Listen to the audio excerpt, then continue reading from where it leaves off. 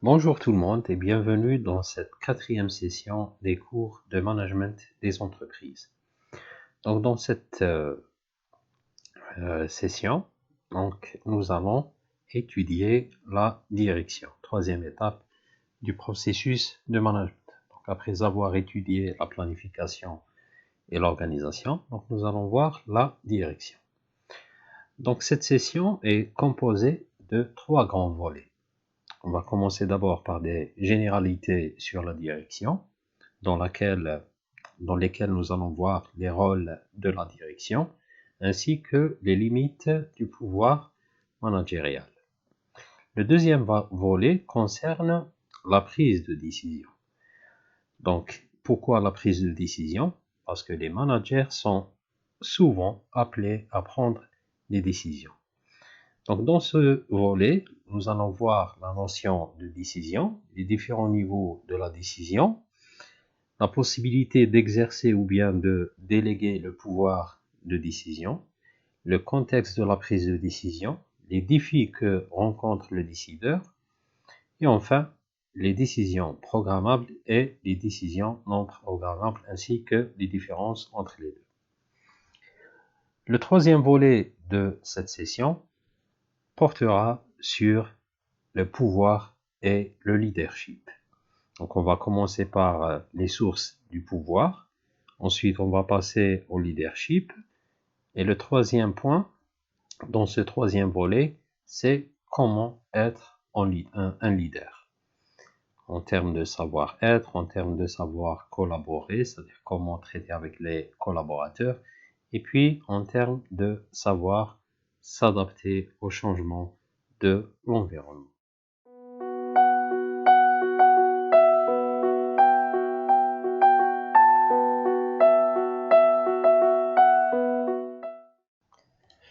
La direction d'une entreprise ou d'une organisation doit être entendue au sens large comme l'ensemble des activités proprement dites des managers, du haut de la pyramide jusqu'au bas de la ligne hiérarchique.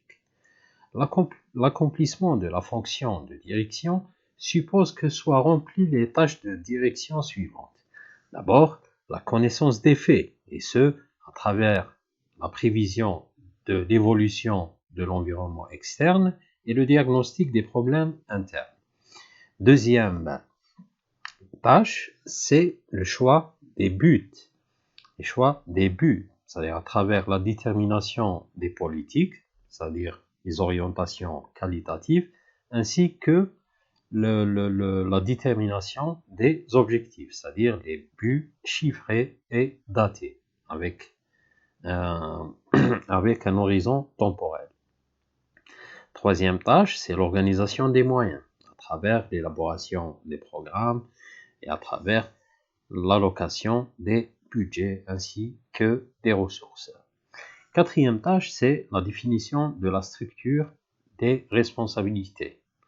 Là, on doit communiquer les objectifs et les programmes, on a la possibilité de déléguer quelques pouvoirs et on doit absolument coordonner les activités des différentes équipes et des différents groupes de travail. Ensuite, nous avons la conduite des hommes, commencer par la sélection, ensuite le perfectionnement, la motivation, etc. Et nous avons aussi le contrôle. Le contrôle consiste en quoi? Consiste en des mesures ou des évaluations de l'exécution des différentes missions attribuées au personnel. Et puis nous avons aussi dans le contrôle les actions correctives qui sont aussi importantes que le contrôle lui-même. La plupart de ces tâches de direction impliquent une étude et la prise de décisions complexes. On doit étudier et prendre des décisions complexes. Ça implique aussi la conduite de négociations avec art de vendre ses idées. Et puis, ça implique aussi l'apport créatif d'idées et de solutions nouvelles. Par conséquent, chaque manager doit, à son niveau, finaliser, c'est-à-dire déterminer la politique de l'entreprise, les objectifs qui lui sont associés et les moyens à mettre en œuvre pour les atteindre. Il doit aussi organiser, c'est-à-dire mettre en place une structure, identifier les organes de l'entreprise et leurs liaisons, que ce soit les liaisons hiérarchiques, fonctionnelles ou bien les liaisons de conseil. Le manager doit aussi animer, c'est-à-dire adopter un style de commandement, des principes de direction et de stimulation des personnes, et ce pour atteindre les objectifs fixés.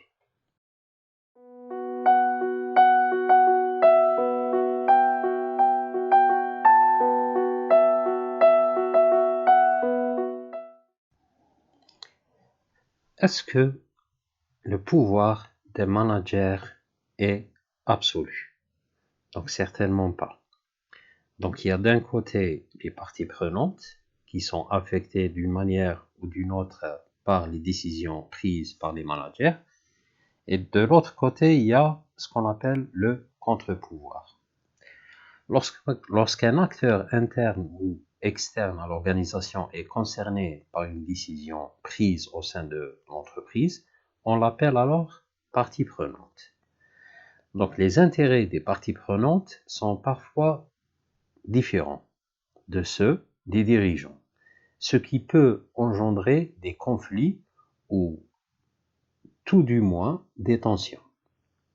Donc le problème et la difficulté du travail d'un manager réside justement ici. C'est satisfaire toutes les parties prenantes. De l'autre côté, il y a des éléments qui peuvent exercer un réel contre-pouvoir dans l'organisation. Et il y a encore aussi des organes ou bien des parties prenantes qui peuvent exercer un travail de contrôle sur les dirigeants. On va commencer d'abord par les parties prenantes. Qui sont les parties prenantes? D'abord, les dirigeants eux-mêmes. Ensuite, les apporteurs des capitaux, c'est-à-dire les actionnaires, les salariés, les clients, les fournisseurs, les institutions et les médias aussi sont des parties prenantes. On va commencer d'abord par les dirigeants. Les dirigeants de l'organisation pourraient être tentés de privilégier leurs intérêts personnels au détriment de ceux de l'organisation qu'ils représentent, et ce, dans les actes qu'ils accomplissent pour le compte de cette organisation ou bien pour cette entreprise. À titre d'exemple, ils peuvent augmenter fortement leur rémunération, ce qui va se faire au détriment de la rentabilité de l'entreprise. La deuxième partie prenante, c'est les apporteurs de capitaux. Donc les apporteurs de capitaux, associés, actionnaires, les banques, visent souvent la rentabilité maximale de leurs capitaux, c'est-à-dire les dividendes qu'ils vont encaisser, alors que les dirigeants préfèrent constituer des provisions pour investir et pour assurer l'extension des activités de l'entreprise, ce qui peut engendrer parfois des conflits ou du moins des tensions. Troisième partie prenante, c'est les salariés. Les salariés aspirent à des conditions de travail plus avantageuses. À titre d'exemple, augmentation des salaires, diminution des charges de travail, diminution du temps de travail, aménagement des horaires, l'amélioration des conditions physiques du travail, et tout ça coûte de l'argent à l'entreprise, ce qui va réduire ses bénéfices et par conséquent, ça va réduire les dividendes qui seront distribués. Donc là, il y a un conflit entre l'intérêt des salariés et celui des actionnaires. La quatrième partie prenante, c'est les clients. Donc, les clients, les consommateurs ou les usagers aspirent à une meilleure satisfaction de leurs besoins, c'est-à-dire une meilleure qualité au prix le moins élevé avec moins d'attente, c'est-à-dire dans les meilleurs délais. Et tout ça, bien entendu, va avoir un impact sur le coût et sur les charges et par conséquent sur le bénéfice de l'entreprise. Il y a aussi les fournisseurs qui sont une partie prenante importante. Les organisations, pour des raisons de coût, ont tendance à réduire le nombre de leurs fournisseurs et le niveau de leur stock. Et les fournisseurs cherchent souvent à gagner le maximum avec leurs clients. Donc, là aussi, lorsque le fournisseur est rémunéré fortement, cela va se faire certainement au détriment du bénéfice de l'entreprise. Il y a aussi les institutions comme partie prenante, les institutions publiques, c'est-à-dire les institutions locales, les institutions publiques, c'est-à-dire l'État au niveau central. Il y a aussi les institutions locales, c'est-à-dire les collectivités locales. Il y a aussi les institutions judiciaires, les ordres professionnels, c'est-à-dire à titre d'exemple l'ordre des experts comptables. Donc toutes ces organisations imposent des règles impératives. À titre d'exemple, la fixation d'un salaire minimum exigé. Ou elles peuvent aussi, ces institutions peuvent fixer ou bien accorder des mesures incitatives. Par exemple, des exonérations des charges pour l'emploi des travailleurs handicapés ou bien des avantages fiscaux, des avantages parafiscaux. Donc tout ça va avoir un impact sur le comportement et sur le fonctionnement de l'entreprise. Et à la fin, les médias. Les médias sont aussi une partie prenante. Donc les progrès technologiques en matière de collecte et de diffusion de l'information ont fortement augmenté le pouvoir des médias, que ce soit la presse écrite, la télévision, Internet, la radio, les réseaux sociaux, etc.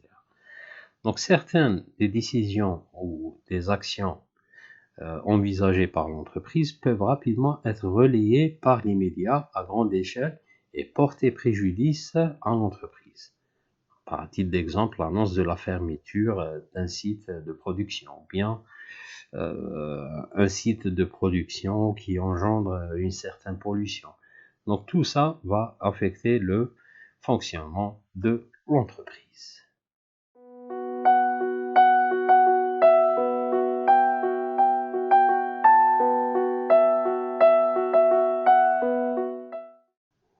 À présent, nous allons voir les contre-pouvoirs.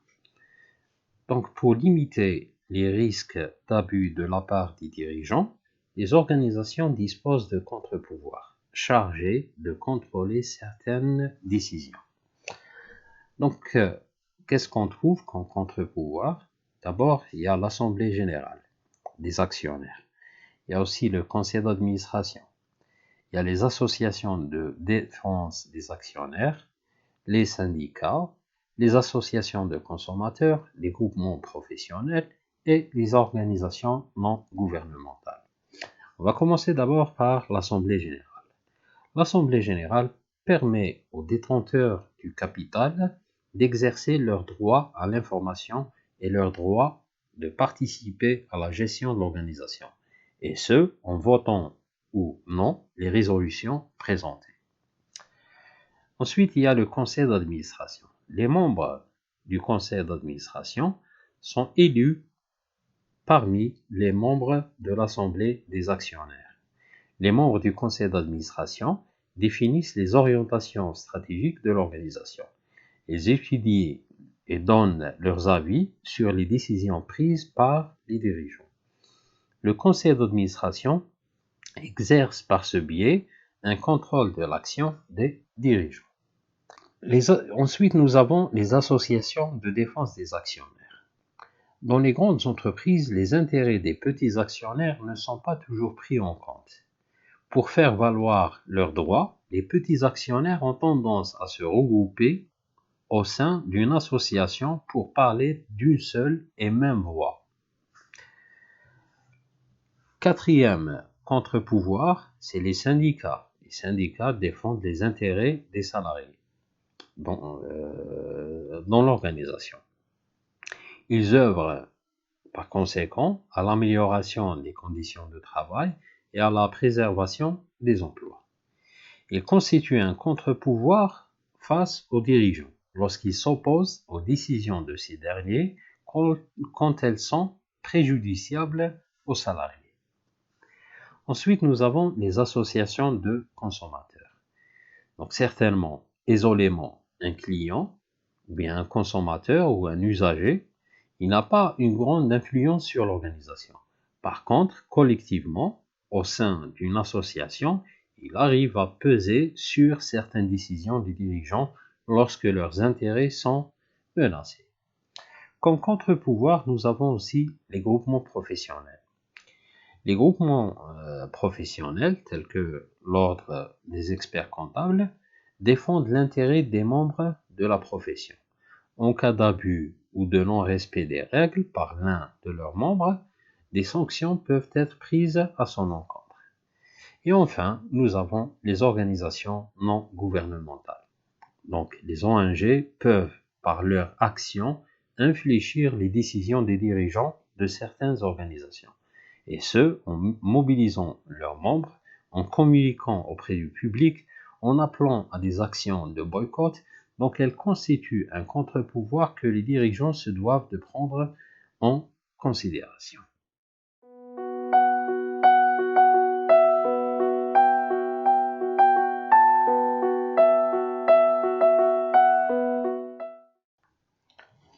Donc, le deuxième volet de cette session porte sur la prise de décision.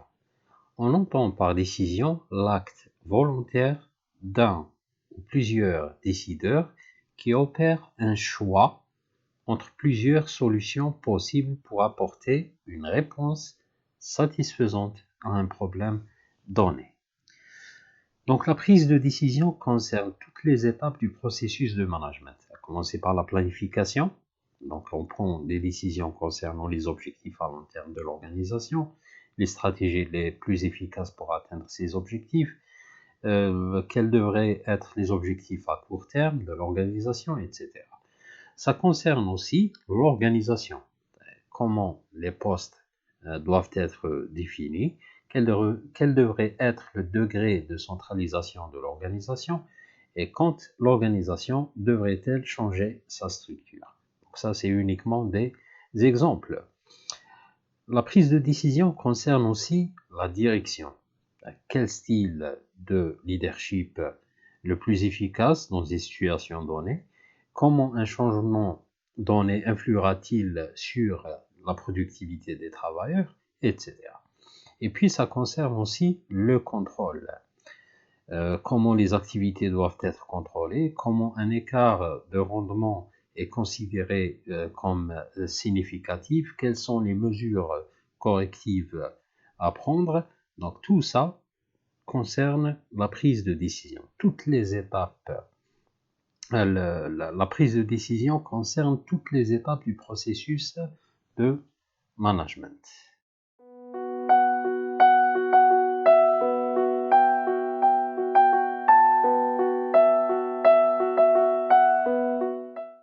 C'est quoi une décision? Tout simplement, prendre une décision, c'est effectuer les choix qui semblent être les meilleurs pour l'organisation et agir en ce sens tout en prenant en compte les contraintes financières, les contraintes environnementales, les contraintes humaines ou encore les contraintes matérielles. Donc tout ça dans le but d'atteindre l'objectif fixé initialement. Si l'on veut simplifier le processus de prise de décision, on peut le schématiser de la manière suivante. D'abord, nous avons la première étape, on prend conscience du problème posé. Deuxième étape, c'est déterminer les critères de prise de décision, c'est-à-dire sur quelle base je vais prendre ma décision. Exemple, un investissement, un équipement, l'achat d'un équipement, quels sont les critères qui vont influencer ma décision? D'abord, la durée de vie, la productivité, le prix d'achat, les modes de financement. Donc tout ça, c'est des éléments qui vont avoir un impact sur ma décision. Ensuite, on doit pondérer ces critères, c'est-à-dire donner une note à chaque critère choisi. Exemple, je donne une note de 5 sur 10 pour la durée de vie de l'équipement, 3 sur 10 pour sa productivité, 2 sur 10 pour son coût d'achat, etc. La quatrième étape, inventaire des solutions possibles. C'est-à-dire opter pour l'équipement A ou bien l'équipement B ou bien l'équipement C, etc. jusqu'à l'équipement 1. Cinquième étape, c'est l'évaluation des solutions possibles. Donc, sur la base des critères arrêtés et des pondérations données à chaque critère, on va évaluer toutes les solutions possibles. Et on va choisir, bien évidemment, dans la dernière étape, la meilleure solution qui se présente.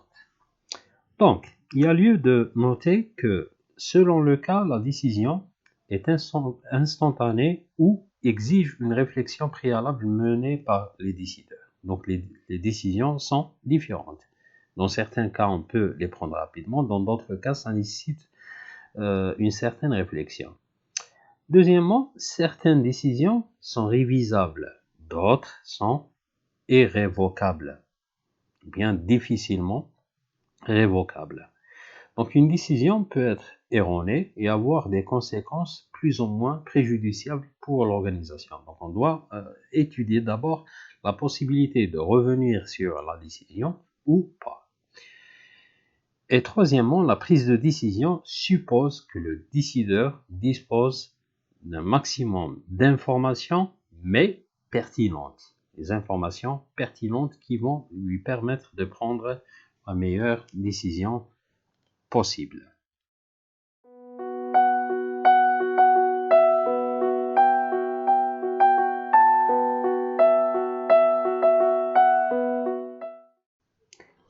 On peut distinguer ici les décisions stratégiques, les décisions tactiques et les décisions opérationnelles. Les décisions stratégiques sont prises par la direction générale. Son domaine concerne la stratégie, c'est-à-dire la relation de l'organisation avec son environnement. Donc ces décisions sont des décisions uniques, complexes, parfois même non prévisibles. Leur impact, elles engagent l'entreprise à long terme et conditionnent même la survie de l'entreprise. À titre d'exemple, le lancement d'un nouveau produit, le changement des objectifs stratégiques. Donc tout ça, ce sont des décisions prises par la direction générale. Ce sont des décisions stratégiques. Ensuite, nous avons les décisions tactiques. Les décisions tactiques concernent les directions fonctionnelles, c'est-à-dire la direction de production, la direction commerciale, la direction des ressources humaines.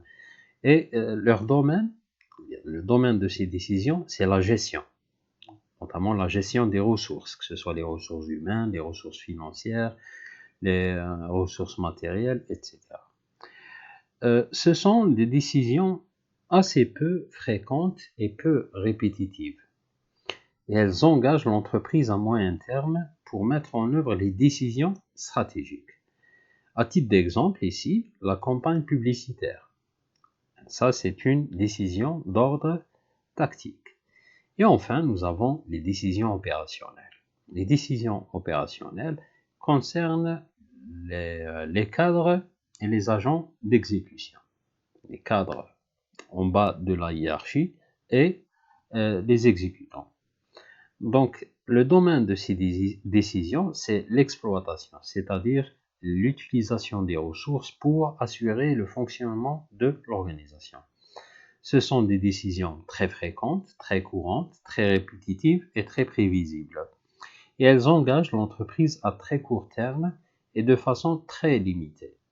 À titre d'exemple, ici, la commande de fourniture. La commande de fourniture, le déclenchement d'une commande de fourniture ou autre chose, du moment que l'impact reste limité.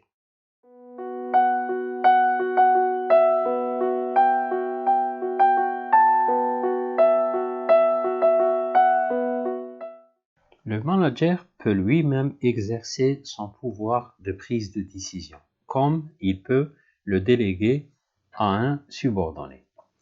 Lorsque le pouvoir de décision est concentré dans les mains d'un seul individu ou d'un groupe restreint d'individus, l'entreprise est alors centralisée.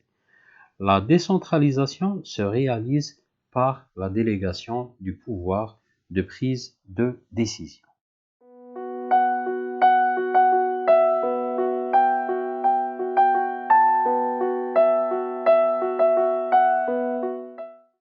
De nombreux facteurs influencent la prise de décision par le manager.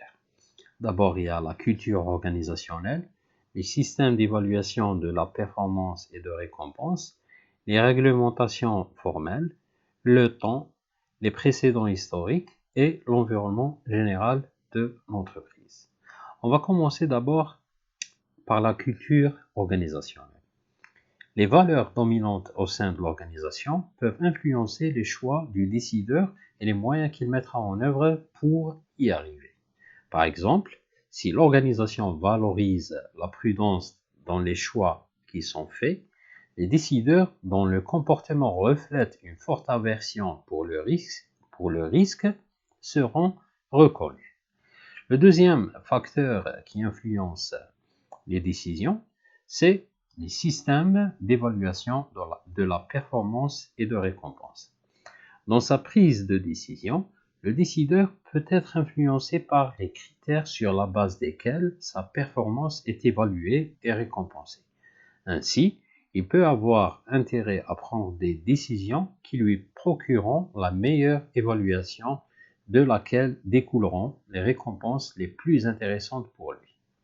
Troisième facteur, c'est les réglementations formelles, c'est-à-dire les règles et les procédures organisationnelles qui peuvent baliser les décisions qui sont prises ainsi que les moyens déployés pour prendre certains types de décisions. Quatrième facteur, le temps. Donc souvent, une foule de décisions doivent être prises rapidement pour conserver une longueur d'avance sur les concurrents et continuer de satisfaire les clients. Il peut alors être difficile, voire impossible, de recueillir toutes les informations dont le décideur aurait voulu disposer avant de faire un choix éclairé. Sixième facteur, ou bien le cinquième facteur, c'est les précédents historiques. Les décisions sont souvent en continuité avec les engagements qui ont été pris avant. Ces engagements peuvent limiter les options disponibles, ce qui signifie que les décisions passées peuvent déterminer les choix présents et à venir.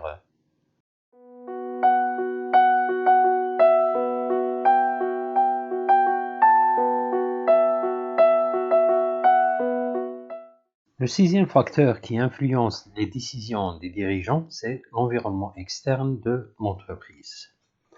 Donc l'environnement externe de l'entreprise peut être simple, il peut aussi être compliqué, il peut être complexe, il peut être carrément chaotique.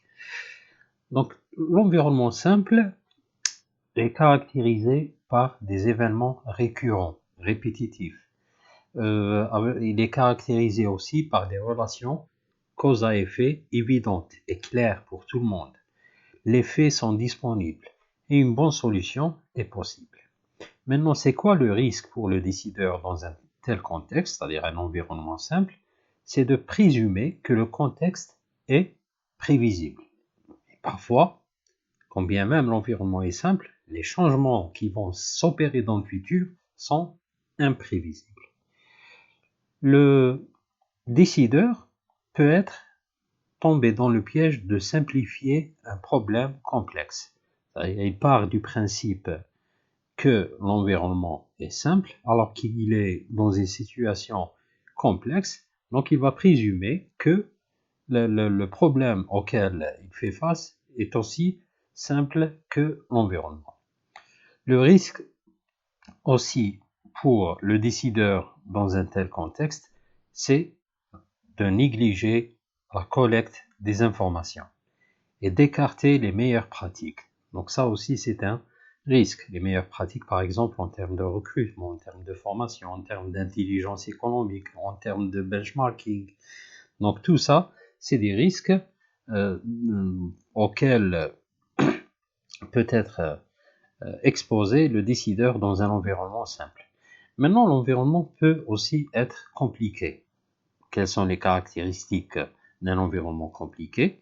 D'abord, les relations cause à effet sont opaques, c'est-à-dire telle cause n'engendrera pas forcément tel effet. Et puis, les faits sont difficiles à cerner dans un tel contexte, d'où la nécessité d'un diagnostic d'expert, c'est-à-dire le recours à un expert. Dans un tel contexte, plusieurs solutions sont envisageables. Les risques pour les décideurs maintenant. Le premier risque, c'est de suranalyser le problème, alors que dans cet environnement compliqué, le problème auquel on est en train de faire face est simple.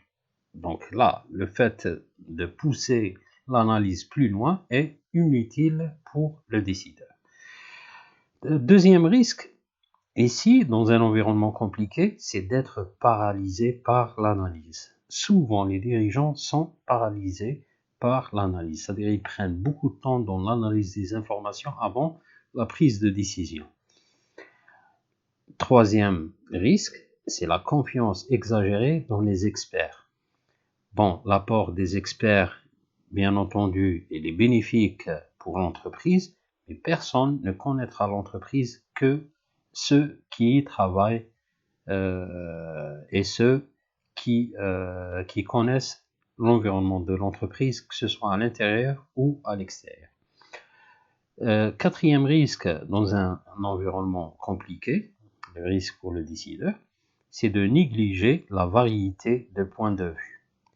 C'est-à-dire, on est en train de chercher la meilleure solution, mais lorsqu'on y parvient, c'est la meilleure solution selon quelqu'un, ou bien selon un groupe de personnes, alors qu'il peut y avoir d'autres points de vue plus bénéfiques pour l'entreprise. L'environnement de l'entreprise peut aussi être complexe.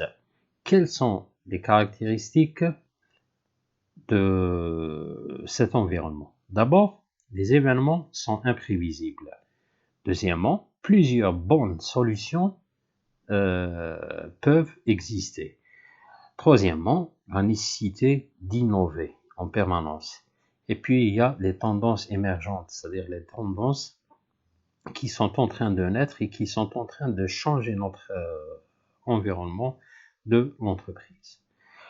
Le problème, ou bien les risques auxquels sont exposés les décideurs dans un tel contexte, c'est-à-dire un environnement complexe, c'est de sous-estimer la pensée intuitive, écarter carrément l'intuition, alors qu'elle peut être bénéfique pour l'entreprise.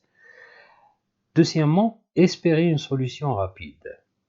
Espérer une solution rapide. On a tendance à précipiter les choses dans un environnement complexe. Pourquoi? Parce que les changements sont rapides et les événements sont imprévisibles. Troisième risque auquel sont exposés les dirigeants dans un tel contexte, c'est de recourir à des pratiques usuelles, c'est-à-dire toujours utiliser la même solution pour un tel ou tel problème, alors que l'environnement est en train de changer. Et le quatrième risque, c'est la recherche des faits et non pas des tendances. Les faits sont importants, mais encore faut-il comprendre la tendance et l'évolution des choses dans le futur. C'est-à-dire, lorsque j'adopte une solution aujourd'hui, elle doit avoir la possibilité d'être valable dans 2 ans ou dans 3 ans. La quatrième situation d'un environnement, c'est le chaos. C'est le chaos. Le chaos, sans être très excessif, est caractérisé par 2 choses. C'est la complexité et l'incertitude. La complexité et l'incertitude. La complexité, c'est quoi? C'est lorsque les relations cause-effet ne sont pas linéaires, c'est-à-dire telle cause n'engendre pas forcément tel effet, plus l'environnement est imprévisible, c'est-à-dire le futur échappe aux prévisions. On ne peut pas tout prévoir. Donc c'est ça un environnement chaotique. Donc quelles sont les caractéristiques d'un environnement chaotique? C'est que les turbulences sont élevées, les changements sont élevés, sont rapides, sont profonds, les relations cause à effet sont multiples, il y a de fortes tensions et une très grande incertitude. Le problème, ou bien les risques auxquels sont exposés les dirigeants dans un tel environnement, c'est de ne pas agir suffisamment rapidement. Lorsqu'on ne réagit pas rapidement face aux changements, voire anticiper les changements, ça, c'est la pérennité de l'entreprise qui est remise en cause. Deuxièmement, chercher une bonne solution. Chercher une bonne solution. Alors que il peut y avoir plusieurs bonnes solutions. Le risque aussi, pour le manager, c'est de sous-estimer aussi les apports de l'intuition. Nous avons dit que l'intuition peut être bénéfique pour l'entreprise. Et le quatrième risque, c'est d'éviter les décisions risquées. Le business lui-même, c'est quoi? C'est une prise de risque. Le management d'un business, le management d'une entreprise, c'est une prise de risque. Donc, dans un environnement chaotique, on est appelé souvent à prendre des décisions risquées pour anticiper les changements pouvant s'opérer dans l'environnement.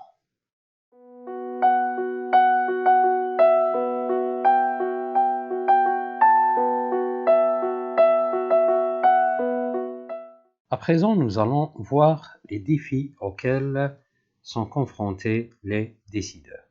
D'abord, bien que les décideurs reconnaissent que faire participer les gens à la prise de décision favorise leur adhésion au choix qui sera fait, lorsque les décideurs sont pressurisés par le temps, ils ont tendance à recourir aux meilleures pratiques sans en avoir évalué la pertinence dans le contexte dans lequel ils se trouvent. Donc ça, c'est le premier défi.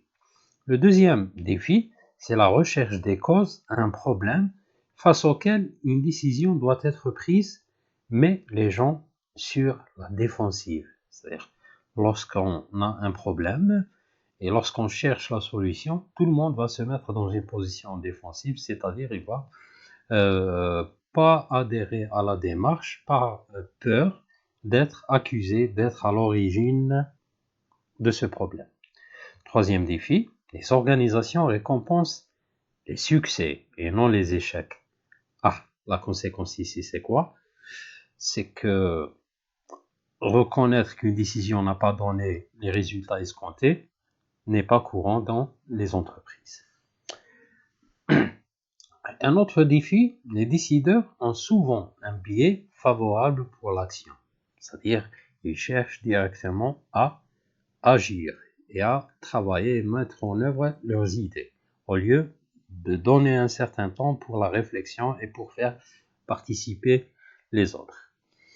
Un autre défi auquel sont confrontés les décideurs, c'est que dans l'incertitude, ces derniers ont une propension à imposer leur point de vue afin de créer la perception qu'ils sont en contrôle de la situation. Ils font en sorte de montrer aux autres qu'ils contrôlent la situation, qu'ils maîtrisent les choses. Enfin, les décideurs ont tendance à éviter les situations qui génèrent de l'incertitude et persistent à rester dans leur zone de confort. Et ça peut être mauvais pour l'entreprise et ça peut même mettre en péril la survie de l'entreprise.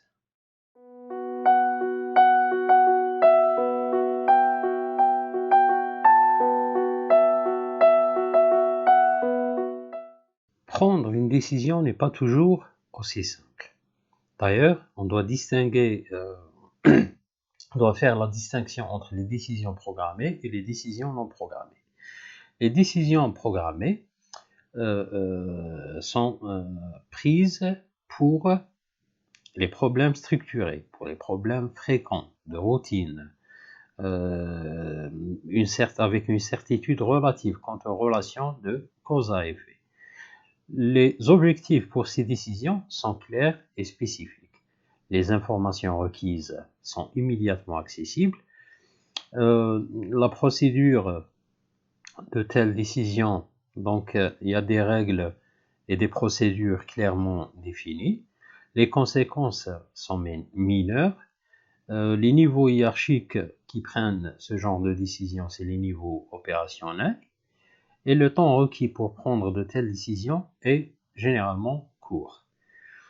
Maintenant, pour les décisions non programmées, elles sont prises pour les problèmes non structurés, pour les problèmes nouveaux, non usuels, avec une incertitude relative quant aux relations de cause à effet.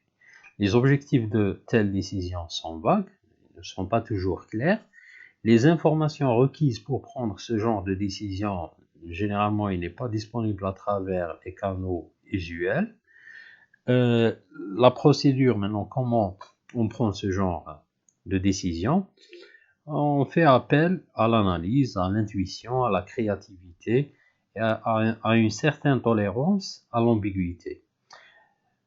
Les conséquences de telles décisions sont majeures. Les niveaux hiérarchiques qui prennent ce genre de décision sont par conséquent de niveau supérieur. Et le temps requis pour prendre ce genre de décision est relativement long.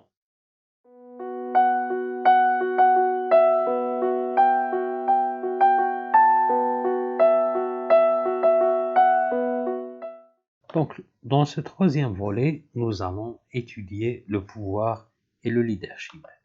On va commencer d'abord par les sources du pouvoir. On va voir ensuite le leadership. On va essayer de voir la distinction entre un manager et un leader. Et puis, dans le troisième point, nous allons voir comment être un leader.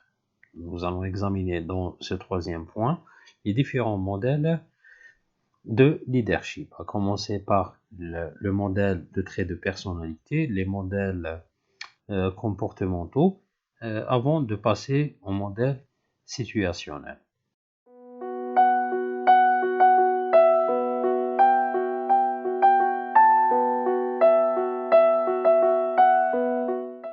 Les managers sont investis d'un pouvoir formel qui leur permet d'agir sur le comportement des autres membres de l'organisation ou de l'entreprise. De manière générale, le pouvoir peut se définir comme la capacité qu'a un individu ou un groupe d'individus d'agir sur d'autres individus ou groupes et d'affecter concrètement le fonctionnement et les résultats d'une organisation donnée. Et ce, en obtenant par exemple que telle décision soit prise, que tel moyen soit mis en œuvre ou que telle tâche soit accomplie.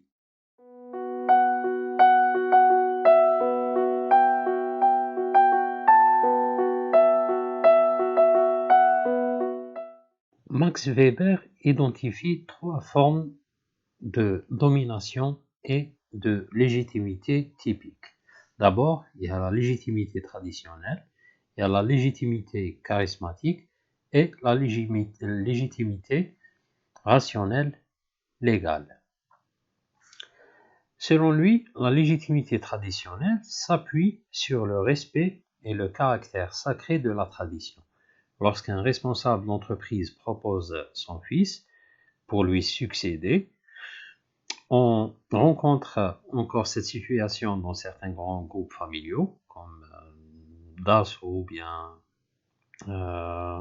Dassault, à titre d'exemple.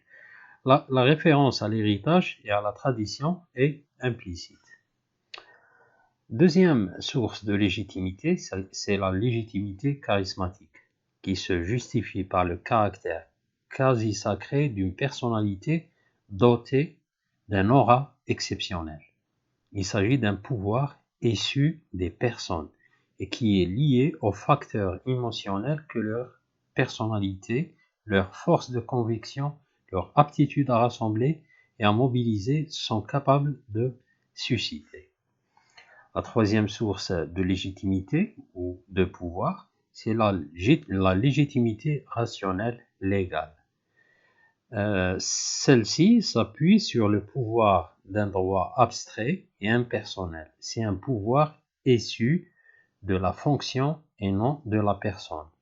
On entre ici dans le domaine des règles explicites mises en place pour assurer le fonctionnement des organisations.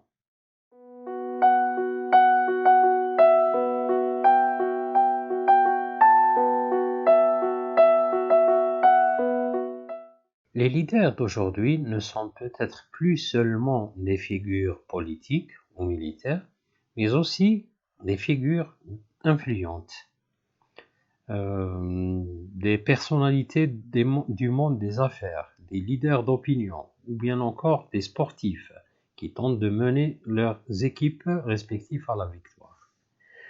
Donc, c'est quoi concrètement le leadership? Le leadership, c'est la capacité d'un individu à influencer, à motiver et à permettre aux autres de contribuer à l'efficacité et au succès des organisations auxquelles ils appartiennent. Maintenant, la question qui se pose, c'est quoi un leader et c'est quoi un manager? Quelle est la différence entre les deux? Peter Drucker dit que le management, c'est faire les choses comme il le faut. Le leadership, c'est faire les choses qu'il faut. Donc, il y a une certaine différence entre un manager et un leader, que ce soit dans le rôle, dans la manière de coordonner l'activité, ou bien dans la façon de bâtir les relations. Un manager, son rôle, c'est la planification, la budgétisation, le respect des objectifs, alors que le leader donne beaucoup plus une vision stratégique anticipative. Un manager, en termes de coordination, il se base sur l'organisation, sur le recrutement de compétences, etc. Le leader, non. Le leader se base sur la création d'une culture et de valeurs qui aident à l'évolution des individus au sein de l'organisation. En termes de relations, un manager il est centré beaucoup plus sur les objectifs, sur la production, sur les ventes, sur la réalisation des objectifs assignés par la hiérarchie. Alors que le leader est centré sur les hommes. Il les inspire, il les motive. Donc c'est ça en résumé la différence entre un leader et un manager.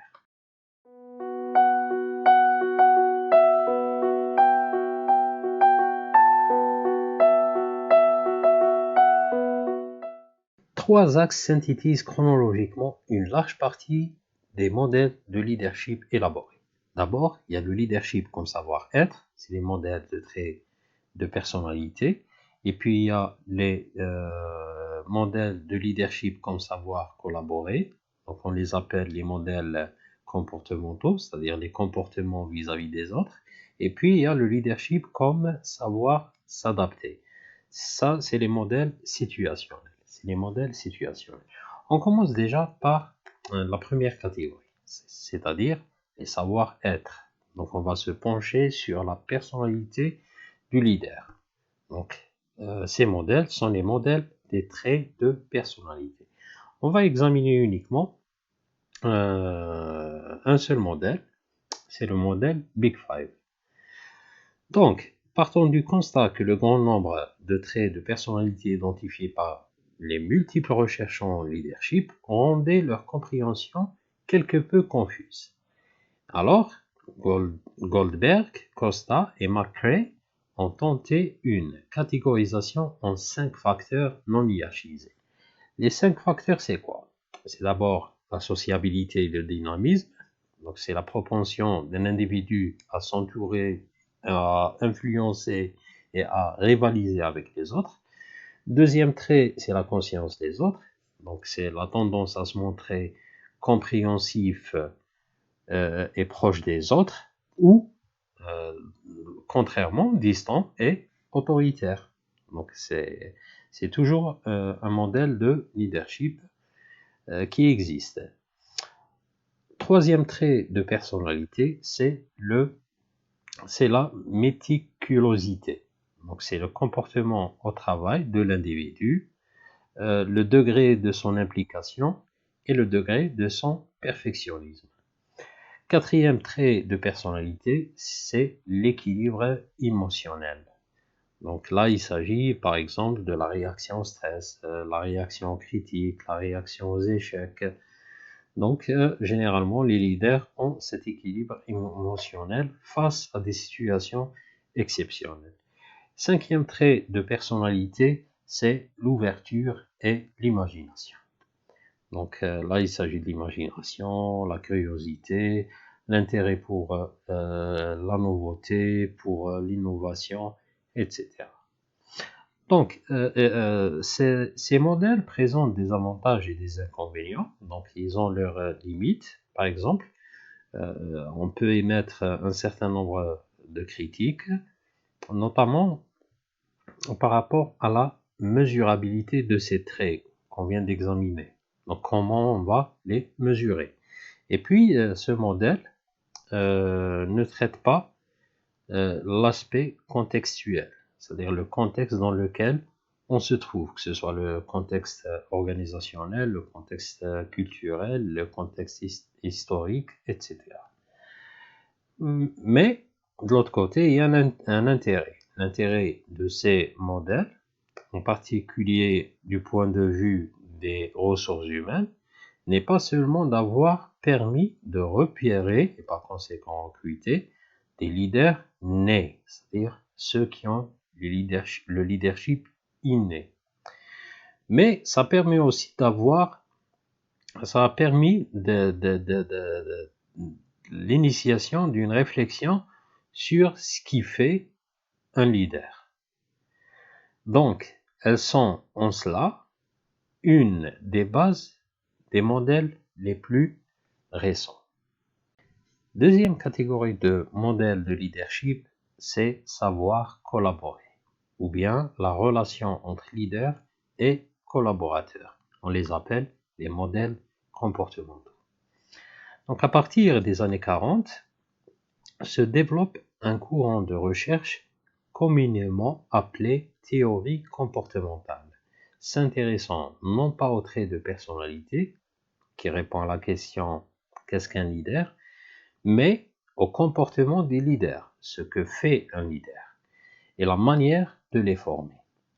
Donc on va examiner dans ce groupe de modèles, deux modèles, à commencer par la grille managériale de Black et Mouton, et les styles de commandement selon Tombon et Schmidt. On commence déjà d'abord par la grille de Black et Mouton, la grille managériale de Black et Mouton. Les deux chercheurs estiment que les deux variables qui guident le comportement d'un dirigeant, c'est l'intérêt qu'il accorde à la production et l'intérêt qu'il accorde au personnel. À partir de cette conception, ils ont pu établir une grille qui fait apparaître 5 types de comportements. Le premier type, ni intérêt pour le personnel, ni intérêt pour la production. Donc ça, c'est le leader laissé faire. Donc dans cette situation, un effort minimum pour effectuer le travail suffit pour maintenir l'adhésion du personnel et permet de conserver sa place dans l'entreprise. C'est le cas de nombreuses administrations publiques, par exemple. La deuxième situation, 9.1, intérêt élevé pour la production mais faible pour le personnel. Là, c'est un leader autocrate. Dans cette situation, l'efficacité est atteinte grâce à des conditions de travail qui tiennent compte au minimum des facteurs psychologiques, c'est-à-dire c'est la production qui compte. Le contraire, un 9, intérêt faible pour la production mais élevé pour le personnel, là c'est un leader social. Donc une grande attention accordée aux besoins des employés dans le domaine des relations de travail, conduit à l'établissement d'un bon climat dans l'entreprise et d'un rythme de travail agréable. La situation 9.9, intérêt élevé pour la production et pour le personnel. Donc ça, c'est le leader intégrateur. Le travail est accompli par des hommes responsables dans cette situation. Les rapports sont fondés sur la confiance et le respect mutuel. Et puis, on trouve aussi le modèle 5.5, intérêt moyen pour la production et pour le personnel, on l'appelle le leader de compromis. Donc, l'équilibre entre les impératifs de production et le maintien du moral des employés peut aboutir à des performances correctes. Maintenant, on va voir le deuxième modèle dans cette deuxième catégorie. Donc là, il s'agit des styles de commandement selon Tombaum et Schmitt. Donc le commandement selon Tombaum et Schmitt peut prendre plusieurs formes, allant de la direction la plus autoritaire à la liberté la plus grande. Les différents styles de commandement selon Tombaum et Schmitt sont au nombre de 7. Donc là, on remarque que plus l'expression de l'autorité du manager est grande, moins est la liberté des employés. Et puis, plus il fait des concessions, cela se fait pour l'intérêt de la zone ou bien pour l'intérêt de la liberté des travailleurs. Donc, on trouve 5 grandes zones, donc autocratiques, non interventionnistes, et dans le style démocratique, on trouve la démocratie consultative et la démocratie participative. Donc, dans la première situation, le dirigeant prend les décisions puis les annonce, sans discuter avec qui que ce soit. Dans la deuxième situation, le dirigeant vend ses décisions, c'est-à-dire il a pris ses décisions, seulement il va argumenter, il va vendre ses idées. Dans la troisième situation, bon, là on commence à être dans la zone démocratique, le dirigeant présente ses idées et demande à chacun son avis. Toujours dans le style démocratique, le dirigeant présente une décision qui se dit prêt à changer. C'est-à-dire, il peut la changer en fonction des arguments des autres et des propositions des autres. Dans la cinquième situation, le dirigeant présente le problème, obtient des suggestions et puis il va prendre sa décision sur la base de ce qui a été proposé. Le sixième style de direction, le dirigeant définit les limites et demande au groupe de prendre une décision à l'intérieur de ces limites. Il va déterminer les limites dans lesquelles les gens peuvent prendre les décisions. Dans la septième situation, le dirigeant laisse le groupe libre de choisir tant que certaines contraintes sont respectées. Alors, on parle beaucoup plus de contraintes d'ordre réglementaire, des contraintes par rapport aux procédures. Donc, on va voir les avantages et les inconvénients et les limites de ces modèles, c'est-à-dire les modèles comportementaux. D'abord, la théorie comportementale lève une part du déterminisme des modèles de traits de personnalité. Donc le leadership n'est pas l'apanage de quelques chanceux, mais peut s'acquérir en adoptant certains types de comportements. C'est-à-dire on peut devenir leader en adoptant certains comportements. Donc ça, c'est l'avantage de ces modèles. La limite, c'est que les variables situationnelles, c'est-à-dire la nature de la tâche, la nature de l'organisation, etc., restent pour l'ensemble ignorées. Donc faiblesse qui est exploitée par un troisième courant de recherche, le modèle contingent ou bien le leadership situationnel qu'on va voir tout de suite. Alors, la troisième catégorie des modèles de leadership, c'est savoir s'adapter, ou bien les modèles situationnels. Les modèles situationnels, ou bien de contingence, cherchent à cerner les éléments contextuels qui doivent déterminer le type de leadership adapté. Donc, il y a 4 lois qui président ces modèles. La première loi est la suivante. L'efficacité d'un leader passe par le développement des personnes dont il a la responsabilité. Deuxième loi, l'efficacité consiste à adopter à un instant donné le ou les styles que commande la situation. C'est-à-dire, on change le style de commandement selon la situation. Ça, c'est la deuxième loi. La troisième loi, l'efficacité consiste à évaluer en permanence l'autonomie des personnes et des groupes. À chaque fois, on s'adapte en fonction de la situation. Donc, comment on s'adapte? On évalue la situation et on adopte le style de commandement qui correspond. Et quatrième loi, le rôle d'un leader est de créer les conditions propices au développement de cette autonomie. Donc, toujours est-il, l'autonomie est basée sur la compétence et la motivation. Sur la compétence et la motivation. Et c'est le rôle du leader de développer cette autonomie en intervenant sur la compétence des individus et sur leur motivation. Et c'est quoi la compétence et c'est quoi la motivation? La compétence, c'est le niveau de professionnalisme de la personne dans la situation. En termes de savoir, en termes de savoir-faire, en termes de savoir-être.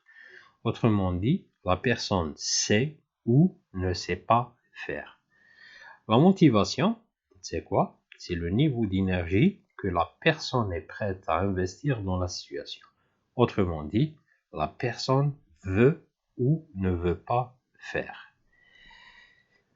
Maintenant, en fonction de tous ces éléments, donc on va aboutir à ce schéma qui donne naissance à 4 styles de commandement. D'abord, le style directif, le style persuasif, le style participatif et le style délégatif.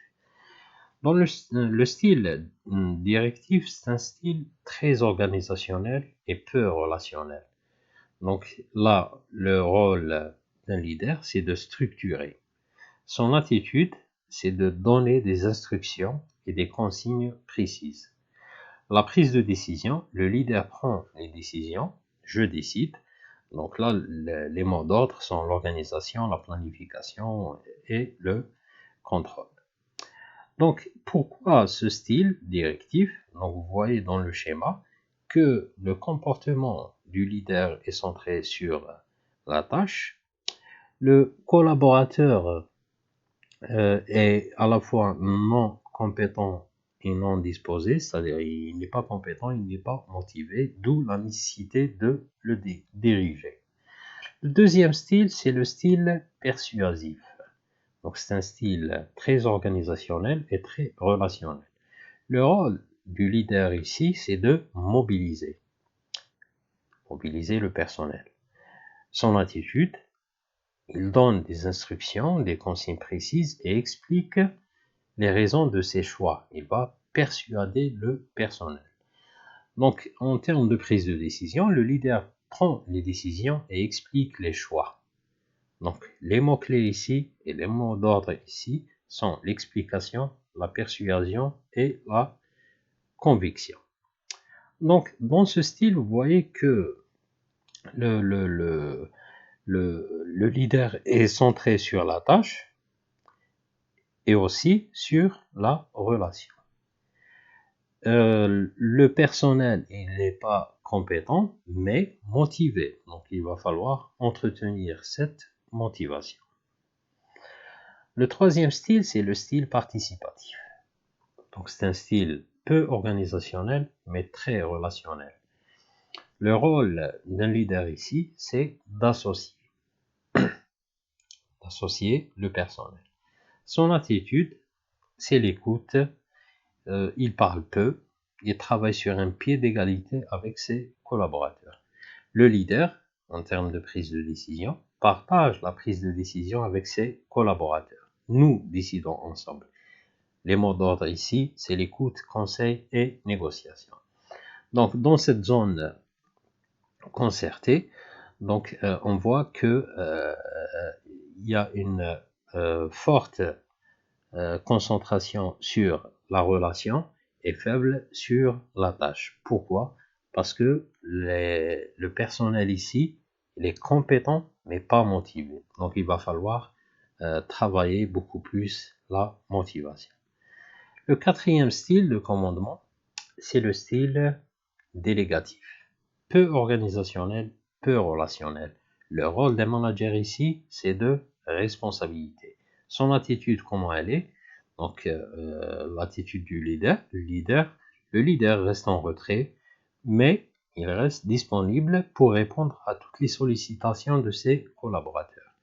La décision, le leader transmet à ses collaborateurs la responsabilité de la prise de décision. Vous décidez. Les mots-clés et les mots d'ordre dans ce modèle de leadership, c'est la responsabilité, l'initiative et la délégation.